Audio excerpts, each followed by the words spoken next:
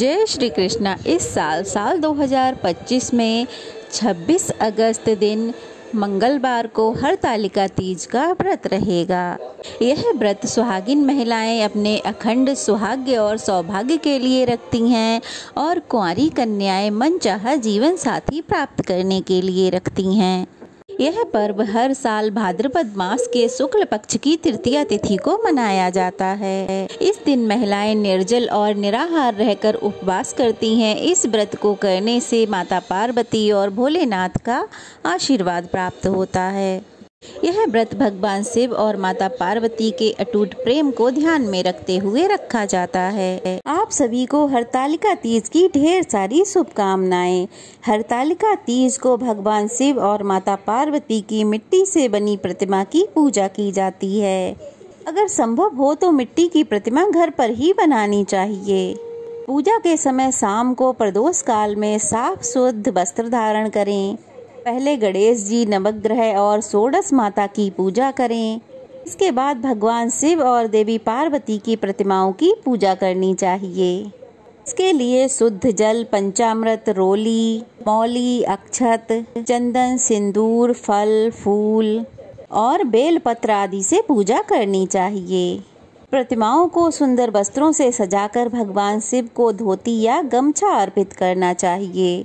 पार्वती जी को लहंगा, ओढ़नी और सुहाग पिटारी अर्पित करके व्रत की कथा पढ़नी अथवा सुननी चाहिए।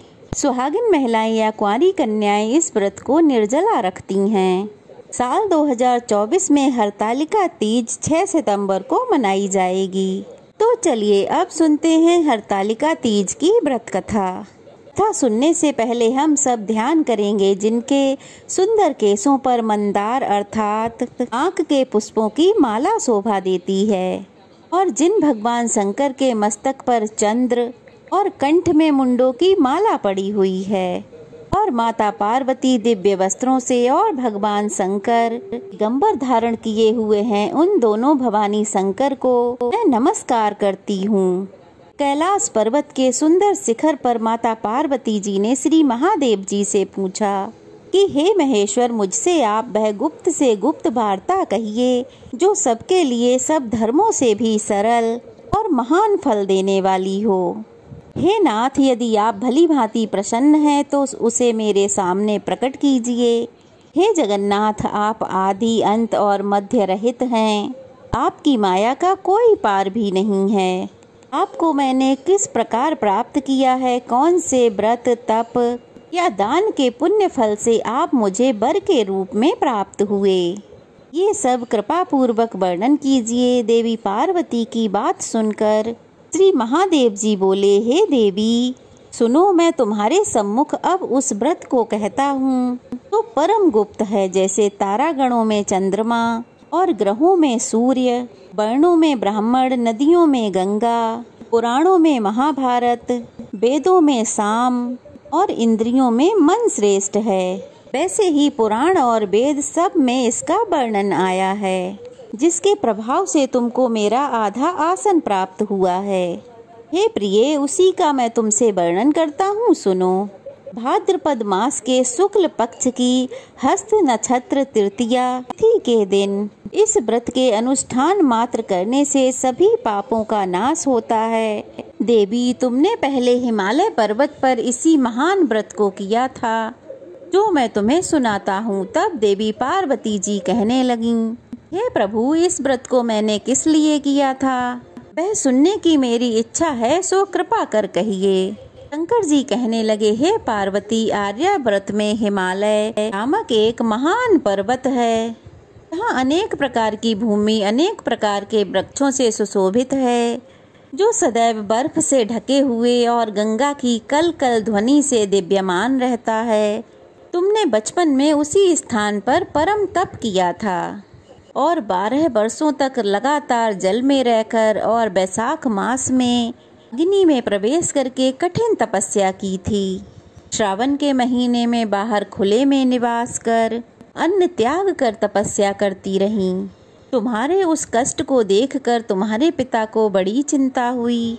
वे दुखी होकर सोचने लगे, मैं इस कन्या का विवाह किससे करूं? इसी विषय में देव योग से ब्रह्मा जी के पुत्र श्री नारद जी वहाँ पधारे। देव ऋषि नारद ने तुम शैल पुत्री को देखा। तुम्हारे पिता हिमालय ने नारद जी को आसन देकर सम्मान सहित बिठाया और कहने लगे, हे मुनीश्वर, आपने यहाँ तक आने का कष्ट कैसे किया? ये क्या आज्ञा है? तो देवर्षि नारद बोले, नारायण नारायण, हे गिरिराज, मैं विष्णु भगवान का भेजा हुआ यहाँ आया हूँ। आप मेरी बात सुनिए। आप अपनी कन्या को उत्तम वर को दान कीजिए। ब्रह्मा विष्णु महेश आदि देवताओं में भगवान विष्णु के समान उत्तम कोई नहीं है। इसलिए मेरी राय में आप अपनी कन्या का दान भगवान विष्णु को ही दे दें। तो श्री हिमालय बोले, अगर भगवान विष्णु स्वयं मेरी कन्या को ग्रहण करना चाहते हैं और इसी कार्य से आप यहाँ पधारे हैं, तो ये तो मेरे लिए बड़े गौरव की बात है। हे देवर्षि, मैं अपनी कन्या अवश्य ही उन्हें दूंगा। हिमालय का यह आश्वासन सुनकर देवर्षि नारद वीणा पर नारायण नारायण कहते हुए आकाश में अंतर्ध्यान हो गए और शंख चक्र गदा और पद्म और पीताम्बरधारी भगवान विष्णु के पास पहुंच गए। नारद जी ने हाथ जोड़कर भगवान विष्णु से कहा, नारायण नारायण प्रभु, आपका विवाह कार्य निश्चित हो गया है। इधर हिमालय ने पार्वती जी से बड़ी प्रसन्नता पूर्वक कहा, हे पुत्री, मैंने तुमको भगवान गरुड़ध्वज विष्णु को अर्पण कर दिया है। अपने पिता के इन वाक्यों को सुनकर देवी पार्वती अत्यंत दुखी और निराश हो गईं। अपनी सहेली के पास गईं और धरती पर गिरकर अत्यंत दुखी होकर विलाप करने लगीं। अपनी सखी को विलाप करता देख देवी पार्वती की सखी बोली, हे सखी, तुम किस कारण से इतना दुखी हो, मुझे बताओ, मैं तुम्हारा दुख अवश्य ही दूर करूंगी। तब देवी पार्वती कहने लगी, हे सखी, मेरे मन की जो इच्छा है वह सुनो, मैं तुम्हें बताती हूँ। मैं तो श्री महादेव जी को वरण करना चाहती हूँ, परंतु मेरे पिता श्री विष्णु जी से मेरा विवाह करना चाहते हैं। इसलिए मैं निस्संदेह इस शरीर का त्याग करूंगी। पार्वती जी के इन शब्दों को सुनकर उनकी सखी कहने लगी, देवी, तुम निराश मत हो। जिस वन को तुम्हारे पिताजी ने ना देखा हो, तुम वहाँ चली जाओ और वहाँ कठिन तपस्या करना। तब हे देवी पार्वती, तुम अपनी सखी का ये वचन सुनकर अपनी सखी के साथ घने वन को चली गईं। हे पार्वती, तुम्हारी सखी ने तुम्हारा हरण करके घने वन में तुम्हें पहुंचा दिया। उधर तुम्हारे पिता ने तुम्हें घर ना पाकर सोचा कि मेरी पुत्री को कोई देव, दानव या किन्नर हरण करके ले गया है, और मैंने तो देवर्षि नारद को वचन दे दिया है कि मैं अपनी पुत्री का विवाह भगवान गरुड़ध्वज के साथ करूंगा। हाय, मेरा ये वचन कैसे पूर्ण होगा? ऐसा सोचकर हे देवी, तुम्हारे पिता चिंतातुर होकर मूर्छित हो गए। तब सभी लोग हाहाकार करते हुए दौड़े और मूर्छा दूर करने के लिए सोचने लगे और पूछने लगे, प्रभु, आप हमें अपनी मूर्छा का कारण बताइए। तब हिमालय राज बोले, मेरे दुख का कारण ये है कि मेरी रत्न रूपी कन्या का कोई हरण करके ले गया है, या सर्प डस गया, या किसी सिंह या व्याघ्र ने उसे मार डाला है। वो ना जाने कहाँ चली गई है, या किसी राक्षस ने उसे मार डाला है। इस प्रकार कहकर गिरिराज ऐसे कांपने लगे जैसे तेज वायु के चलने पर कोई वृक्ष कांपता है। फिर हे देवी, तुम्हें गिरिराज अपने साथियों सहित घने जंगल में ढूंढने के लिए निकल गए।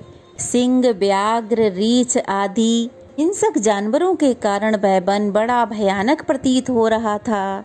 तुम भी वन में अपनी सखी के साथ घूमती हुई एक नदी के तट पर एक गुफा में पहुंच गईं। उस गुफा में तुम अपनी सखी के साथ प्रवेश कर गईं, जहां तुम अन्न जल त्याग करके बालू का शिवलिंग बनाकर मेरी आराधना करती रहीं। उस समय भाद्रपद मास की हस्त नक्षत्र युक्त तृतीया के दिन तुमने मेरा विधि विधान से पूजन किया और रात्रि को गीत भजन करते हुए जागरण किया। तुम्हारे उस महाव्रत के प्रभाव से मेरा आसन डोलने लगा। मैं उसी स्थान पर आ गया जहाँ तुम और तुम्हारी सखी दोनों थीं। तब मैंने तुमसे आकर कहा, हे वरानने, मैं तुमसे अत्यंत प्रसन्न हूँ, तुम मुझसे कोई वर मांगो। तब तुमने कहा, हे देव, यदि आप मुझ पर प्रसन्न हैं तो आप महादेव जी ही मेरे पति हो जाएं। मैं तथास्तु ऐसा ही होगा कहकर अंतर्ध्यान हो गया। तब तुमने प्रातःकाल होते ही उस बालू की प्रतिमा को नदी में विसर्जित किया। हे सखे, वहाँ तुमने अपनी सखी सहित व्रत का पारायण किया। इतने में ही तुम्हारे पिता हिमवान भी तुम्हें ढूंढते ढूंढते घने वन में आ पहुँचे। उस समय उन्होंने नदी के तट पर 2 कन्याओं को देखा तो वे तुम्हारे पास आ गए और तुम्हें हृदय से लगाकर रोने लगे और बोले, बेटी तुम इस घने जंगल में क्यों चली आई? तब तुमने कहा, पिताजी मैंने तो अपना शरीर पहले ही शंकर जी को समर्पित कर दिया था, किंतु आपने इसके विपरीत कार्य किया, इसलिए मैं इस घने जंगल में चली आई और यहाँ तपस्या करने लगी। तुम्हारे दृढ़ निश्चय और कठिन तपस्या को देखकर हिमवान ने तुमसे कहा, पुत्री अब मैं तुम्हारी इच्छा के विरुद्ध ये कार्य नहीं करूँगा और तुम जिनके साथ विवाह करना चाहती हो मैं उन्हीं के साथ तुम्हारा विवाह अवश्य कराऊंगा। हे प्रिय, उसी व्रत के प्रभाव से तुम्हें मेरा अर्ध आसन प्राप्त हुआ है। इस व्रतराज को मैंने अभी तक किसी के सम्मुख वर्णन नहीं किया है।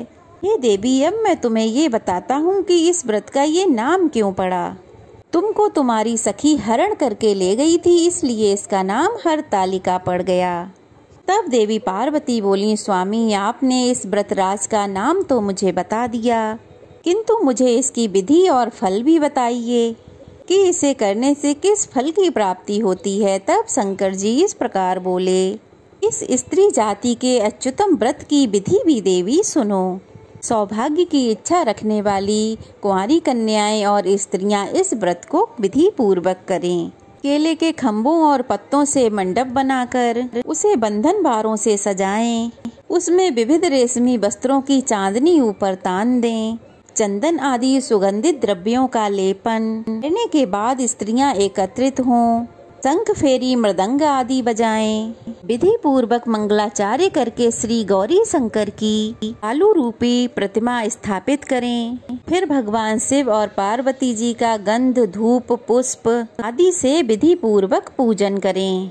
अनेक नैवेद्यों का भोग लगाएं और रात्रि को जागरण करें। नारियल, सुपारी, जवारी, नींबू, लौंग, नारंगी आदि तो फलों और फूलों को एकत्रित करके धूप दीप आदि से पूजन करके कहें, हे कल्याण रूप शिव, मंगल रूप शिव, हे मंगल रूप महेश्वरी, हे शिवे सभी कामनाओं को देने वाली देवी, कल्याण रूप तुम्हें नमस्कार है।